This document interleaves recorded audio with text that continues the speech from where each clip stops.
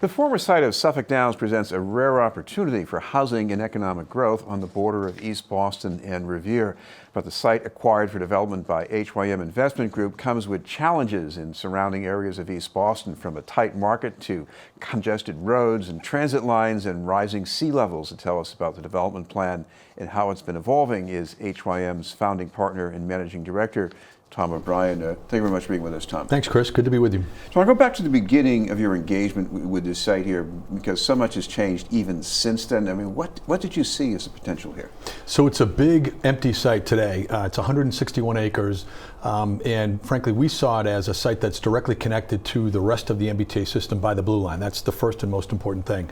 So it was big, empty, nobody lived there, nobody was working there, available for redevelopment, and it had a Blue Line right at the front door. And those ended up being the basic building blocks for us. We saw it as a place where we could build a significant amount of housing, which is so badly needed in our region. So our proposal is to build 10,000 units of housing on this site, to make it a place that can really add the numbers of units of housing in a big chunk that really can begin to address the shortage of housing in the region.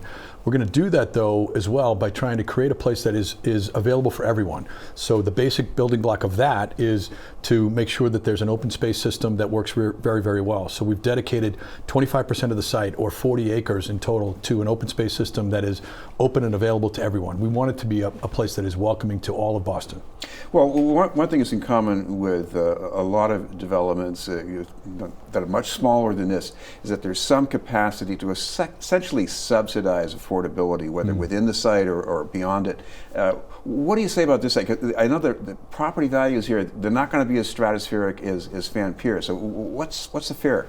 Well, you're right to note there's two big burdens that we have on this site that we knew going into it.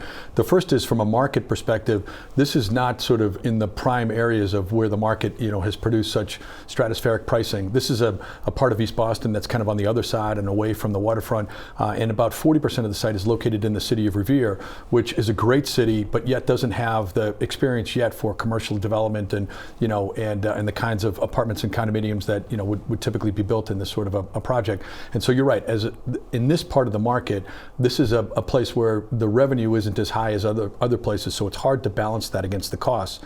The other big burden we have is there's a significant amount of infrastructure that we need to build on this site. As you know, it's an empty horse racing track. There are no parks, there are no on-site roads, there's no water, sewer, there's no utilities of any kind. So we need to build all of that material, plus we need to do other improvements off-site to make improvements to Route 1A and other pieces, make contributions into the Blue Line and other transit systems. So that total is over $340 million for us in terms of total infrastructure costs as well. Now, for affordable units, I think you're talking about 70% of area median income, which is somewhere between $50,000 and $70,000 a year for a family of three. People in East Boston say, wait a minute, if you look at the rest of East Boston, it's more like 50% of area median income. So how do you bridge that in some way? Well, we certainly are trying to find ways to get as many affordable units as we can down into that under 70% AMI range as we can. But again, it's balanced against all the other cost burdens that we have on the site, the ones that I just mentioned in terms of infrastructure and parks and the rest. But I would say this is a big issue for East Boston. We clearly recognize that. We understand it. The 70% AMI, that group involves sort of workforce housing. So these are teachers and firefighters and other folks who have a very difficult time finding housing in the city of Boston. So the need is there for people who are at 50% AMI. It's certainly there for people who are under 50% AMI, and it's frankly for people who are above the 70% AMI piece as well. Because quite frankly, we're just not building enough housing as a region. The most important thing is we need to build more housing. One of the most important statistics that I've heard recently is we created about 300,000 new jobs in Greater Boston in the last 5 years.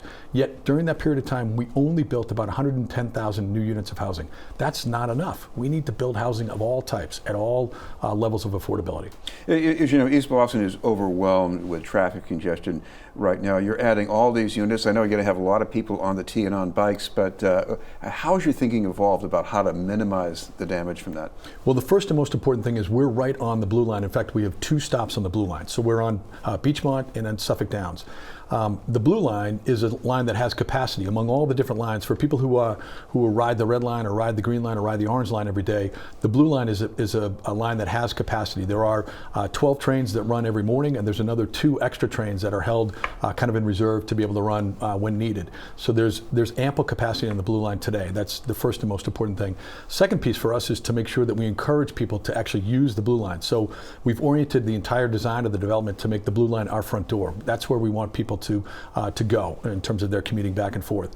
But we acknowledge certainly that people aren't going to suddenly give up their car, that's for sure. So there's a significant amount of roadway improvements that we'll make as well. So while we encourage people to take transit, there are probably another $40 or $50 million worth of roadway improvements that we'll make to Route 1A and all of North along Route 1A as well.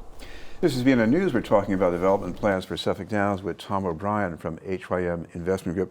Tom, you're also close to Belle Isle Marsh and Boston Harbor. You have to take measures to protect against the rising sea levels, but there's also fear that that could be a problem for the marsh within not too many years from now. What do you want to do about that? Well, we've worked very hard to create a development that is very resilient, first of all, resilient to climate change, and to make sure that we've done all that we can to be good stewards of the land where we are. I mean, it's important to remember that this site doesn't have any stormwater system at all. So the rain that falls at Suffolk Downs, this is a very large 161-acre site, it just goes wherever it goes. So we're creating a brand new stormwater system that will direct the water in an appropriate way and protect our neighbors, from the potential for flooding. So that's kind of the first and most important thing. In addition to that, we work very carefully with the Friends of Belle Isle Marsh and other folks to do everything we can to try and preserve the marsh as best as we all can. I think the reality is we all recognize that climate change is producing very sudden and difficult to manage changes in our environment, and we need to be ready for it. We are, in terms of our planning and the like, we're way ahead of all the BPDA and state standards in terms of where we're trying to position the site today. I know we talked before about affordability on site as far as housing, but what about beyond the site, working with partner groups and even pursuing other kinds of funding? What do you see down that lane? So we've worked hard. So all of our affordable housing that we're obligated to create, we're going to create on site, which is a very different thing than the seaport. The seaport, unfortunately, many of the affordable units were located off site away from the seaport. So our site, we want to make sure that those affordable units are built on site. That's the really important piece for us. But in addition to that, we will make contributions into a neighborhood housing fund that will take the total number of units that we'll create to 20% of our overall total number of units in Boston. And that additional 7% above the 13%, which is the city policy, that 7% will go into offsite housing in East Boston. And that's needed now. That's the most important part of that proposal is those are funds that we'll contribute in now, and that will go to various nonprofits and other people who are active in East Boston today to help them create and take over units that today might otherwise go away from their affordability and preserve them as affordable units. That's an important part of playing defense today for what's happening in East Boston. We should mention, of course, this is a plan. It's got a lot of work in it. It's been a lot of evolution. If people want to find out more, you've got some place where they can check that out. We do, yeah. So you can go to our website. This has been a 2.5-year robust process. We just went through my calendar. I think we've done 466 meetings. We're happy to do more meetings. We've translated all of the documents that we've done and filed with the BPDA, from the zoning perspective, the PDA documents to Spanish. We've done dozens of Spanish language meetings, so I would invite people to our website.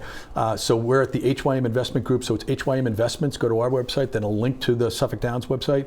And then in addition to that, if you are a Spanish speaker, you can click on the website and it can be converted to Spanish, so you can read it either way. Thank you very much for being with us. Thanks, Chris. Tom O'Brien from HYM Investment Group. We'll have more news in just a moment.